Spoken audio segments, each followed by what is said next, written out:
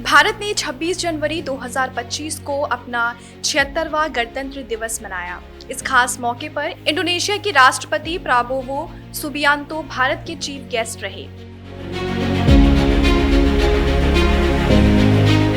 ये संयोग है कि जब भारत ने 1950 में अपना पहला गणतंत्र दिवस मनाया था, तब भी इंडोनेशिया के ही पहले राष्ट्रपति सुकर्नो मुख्य अतिथि थे।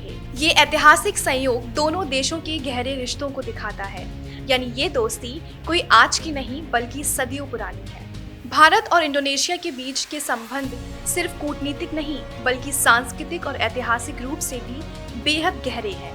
गणतंत्र दिवस समारोह के दौरान राष्ट्रपति प्राबोवो सुबियांतो, राष्ट्रपति द्रौपदी मुर्मू, उपराष्ट्रपति जगदीप धनखड़ और भारत के प्रधानमंत्री नरेंद्र मोदी के साथ बैठकर स्वर्णिम भारत विरासत और विकास की भव्य झांकियों को देख रहे थे। भारत की समृद्ध सांस्कृतिक विरासत ने राष्ट्रपति प्राबोवो सुबियांतो पर गहरा प्रभाव डाला।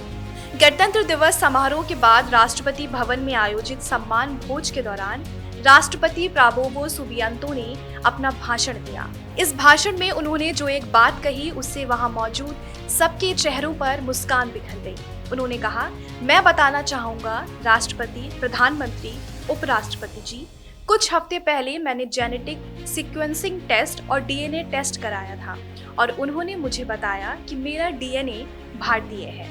जब भी मैं भारतीय संगीत सुनता हूँ तो खुद को थिरकने से रोक नहीं पाता। उन्होंने आगे कहा, भारत और इंडोनेशिया का एक लंबा प्राचीन इतिहास रहा है। हमारे बीच सिविलाइजेशनल संबंध रहे हैं, यहाँ तक कि हमारी भाषा का एक बहुत महत्वपूर्ण हिस्सा संस्कृत से आता है। हमारी रोजमर्रा की जिंदगी में प्राचीन भारतीय सभ्यता का बहुत गहरा असर है। राष्ट्रपति प्राबोवो का अपने डीएनए भारतीय बताना दो देशों के हजारों साल के इतिहास को बताता है। उन्होंने कम शब्दों में ये बता दिया कि भारत की हिंदू और बौद्ध संस्कृति का मुस्लिम बहुल इंडोनेशिया के साथ अटूट रिश्ता है। आपको बता दें कि 7वीं शताब्दी से लेकर 16वीं शताब्दी के दौरान इंडोनेशिया के करीब 14,000 द्वीपों पर हिंदू और बौद्ध राजाओं का शासन रहा है। इंडोनेशिया का जिक्र भारत की पौराणिक कहानियों में मिलता है। इंडोनेशिया को द्वीपांतर यानी सागर पार भारत के नाम से जाना जाता था।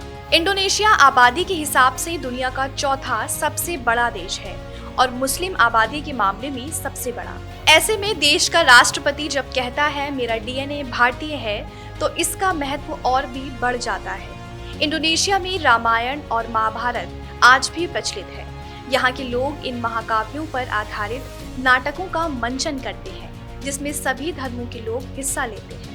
1997 में साउथ ईस्ट एशियन गेम्स का ऑफिशियल लोगो हनुमान जी थे। इंडोनेशिया के अतीत में नजर डालें तो कई हिंदू राजवंशों का शासन यहाँ रहा है।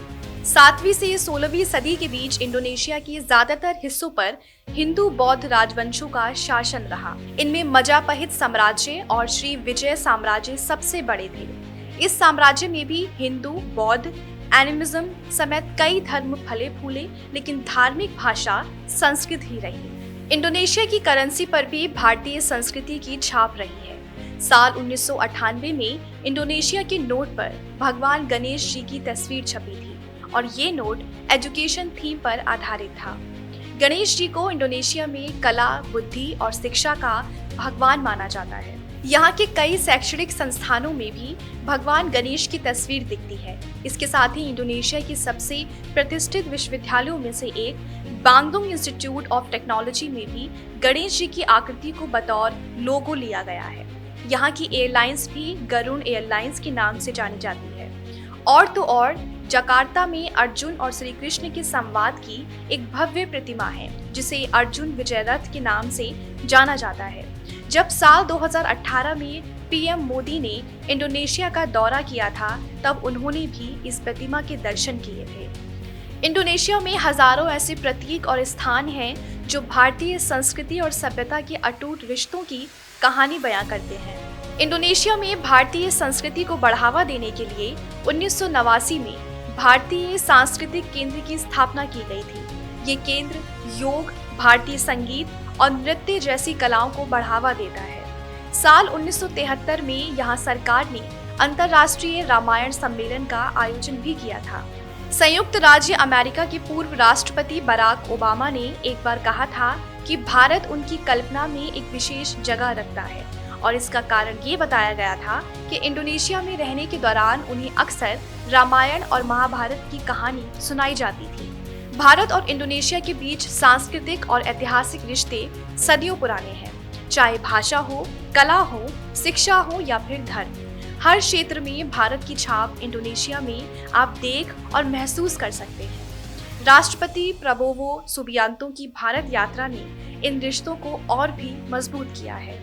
गणतंत्र दिवस के अवसर पर उनकी उपस्थिति इस ऐतिहासिक बंधन का प्रतीक है जो दोनों देशों को सांस्कृतिक रूप से जोड़ती है और आपसी सहयोग को नई ऊंचाइयों तक ले जाने का संकेत देती है।